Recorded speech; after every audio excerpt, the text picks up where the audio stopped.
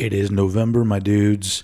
November 1985. Well, it's actually November 2025, but you know that's what this show is. 40 years ago this month. And as usual, I'm here to talk about all kinds of shit that came out and that was going on in the world of music and movies in this month, November 1985. The last month before the big holiday season. I guess the big holiday season starts at the end of November, really, these days. But, so it's the last gasp of all of these record labels and artists like, hey, we're putting shit out. We're making shit happen before Christmas music just overtakes everything. And I don't really remember Christmas music topping the charts in the 80s, but we'll find out next month, I guess. But for this month, it's all pop music as usual. So let's jump right into the top songs on the Billboard charts. For the first week of November 1985, the number one song in the country was Part-Time Lover by Stevie Wonder. If I remember right, this was like the end of his reign having like actual hits, like around this time. Maybe I'm wrong, but I don't remember anything after this. But for the second week of November 1985, an anomaly at this point, because this doesn't really happen anymore. Is that the right word? Anomaly? That's what I get for trying to use words like that. Anyway, this kind of shit doesn't happen anymore, where a theme song to a TV show becomes the number one song in the country. The theme for Miami Vice. I mean, I even had the 12-inch maxi single. I still have the 12-inch maxi single of this theme song because I'm like, this theme song's too cool. Can we get like an extended version of it? And that was the shit back then. At that age, I was more into the soundtrack than I was into the fucking show. A soundtrack that we will talk about a little bit later. But right now, moving on to the third and fourth weeks of November 1985. This is another one of those weird ones because however they calculate the number one songs in the country, it ended up creating a fifth week. But before we get there, the third and fourth week. This is a song that I remember listening to a lot when I was a kid. I loved this fucking song. It's fine now, but I feel like this is like a rock song for kids, basically. We Built This City by Starship, which was Jefferson Airplane and then became Jefferson Starship and then became Starship. Anyway, they had some big hits as just Starship, and I'm guessing because there was different members came and went. I've never really delved into that band to know what the fuck was going on with that. But yeah, this is a fun 80s pop rock song, but it's, it is pretty cheesy. But when I was a kid, this was one of those songs that I would just put on repeat because I just thought it was fucking badass. I mean, I had barely discovered rock music at this point, so I was still kind of figuring everything out. Give me a break. Okay, so for the fifth week of November 1985, the number one song in the country was Separate Lives, which was a duet between Phil Collins and somebody named Marilyn Martin. She didn't have like that big of a career at all, but she had this fucking number one song, and you heard this fucking song everywhere. And I think I talked about this in another episode, that there was this bunch of songs that all came out in the 80s, and they were all like the "we're divorced now" type ballad songs, because I guess in the 80s that was when people were finally like, fuck you, I'm not going to be married to you anymore. We don't have to do this. Now that we're living separate lives. That song was actually on the soundtrack for the movie White Nights, which was a Gregory Hines, what was his name? Mikhail Baryshnikov. It was like a dancing movie. And it had a very popular soundtrack. Fun fact, first off, this song is a cover song because another guy wrote it and put it on his album, and then Phil Collins and Marilyn Martin covered the song for this soundtrack. And then this song was nominated for an Academy Award for Best Original Song. But another song from the White Knight soundtrack was also nominated for an Academy Award. What do they call those things? Oscars. Those things. And that song was Say You, Say Me by Lionel Richie. That one ended up getting the Academy Award for Best Original Song. Not this one. I think the better song won. As much as I'm a Phil Collins stan, love that fucking guy, but Say You, Say Me by Lionel Richie is a fucking banger. Come on. I mean, it's not number one here. It's Separate Lives, but whatever. All right, moving on to the number one albums in the country for November 1985, according to Billboard magazine or whatever. I don't know how did they become the go-to source for what's popular and what's not. Maybe I should just read up on the history of Billboard, but I don't have time right now. But there's only one album to talk about, because for the entire month of November 1985, the number one album in the country was the Miami Vice soundtrack. As I said earlier, I was very into the soundtrack, barely watched the show. I think I watched a handful of episodes, but it was not really for my age group. I was a fucking kid, but I loved the grouping of like pop and rock and even some rap songs that were on there as well. And of course, the amazing musical stylings of Mr. Jan Hammer. And all sorts of songs that managed to fit in a saxophone solo, which is something I very dearly miss. Come on, let's bring back saxophone solos. All right, moving on to the top movies, which is not counted from Billboard magazine. I don't even know who counted that shit. That's another thing. Man, you'd think that I would, at this point in doing these videos, I would know where these numbers came from. No fucking clue. Google says movie box office rankings in the 1980s were primarily calculated and reported by specialized publications and news outlets such as Variety and The Hollywood Reporter. That's not who does it now. It's like Box Office Mojo or some other shit. Anyway, thanks, Google. So according to those sources that I just mentioned, the number one movie for the first 2 weeks of November 1985 was Death Wish 3. I have to admit something, and I'm not necessarily proud of this, but I've never seen any Death Wish movie, let alone the third one. I know it's Charles Bronson, and I feel like it's a Dirty Harry-ish type of thing, or maybe he's not a cop. Maybe he's just a vigilante kind of guy. I don't know. But once again, tell me in the comments how I'm an idiot and I should go watch all the Death Wish movies, or maybe just the first one. I don't know. Never seen any of them. But this one was popular enough to be number one for 2 weeks in a row. And then for the third week, I never knew this movie did this well. But looky what we have here. The third week of November 1985, the number one movie in the country, Once Bitten. The debut starring role of Mr. Jim Carrey. I don't think I've seen this movie since the 80s when it was on HBO or Cinemax, but I had no idea that it was a successful movie. But there you go. You learn something new every day. And for the fourth and final week, because for some reason there's only 4 weeks of movies, but there was 5 weeks of songs. I don't know. Anyway, the fourth week, the number one movie in the country, November 1985, was King Solomon's Mines. Now, this is another one. I remember seeing this as a kid and just thinking it was kind of a ripoff of Indiana Jones, but it's a canon film, which means that I should probably go and revisit it because it's probably campy in a really nice way.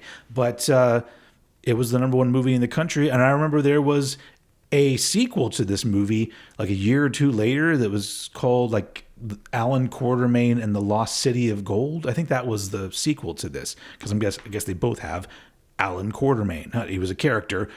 Where did that character come from? Didn't do my research. You guys let me know.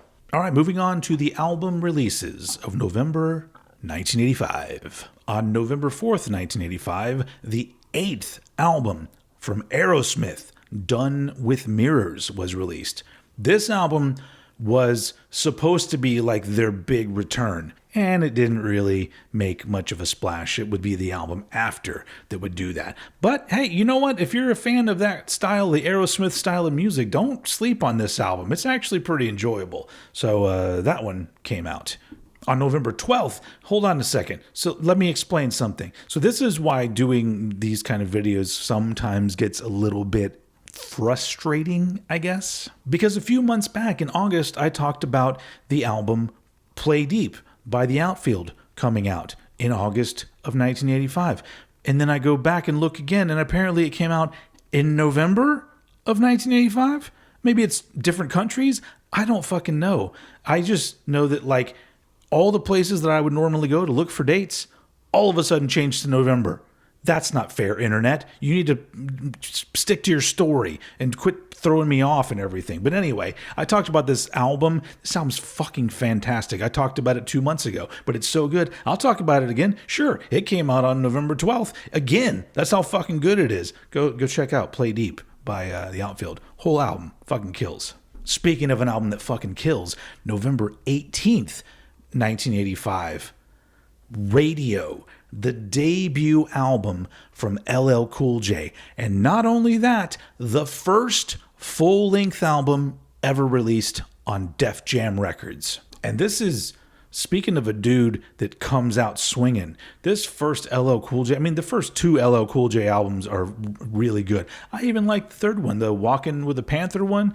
He gets a little bit silly on that one. But like this album here, man, this motherfucker was not letting anyone get in his way. He's like, you think that these other rappers are good? Just wait till you hear these fucking songs.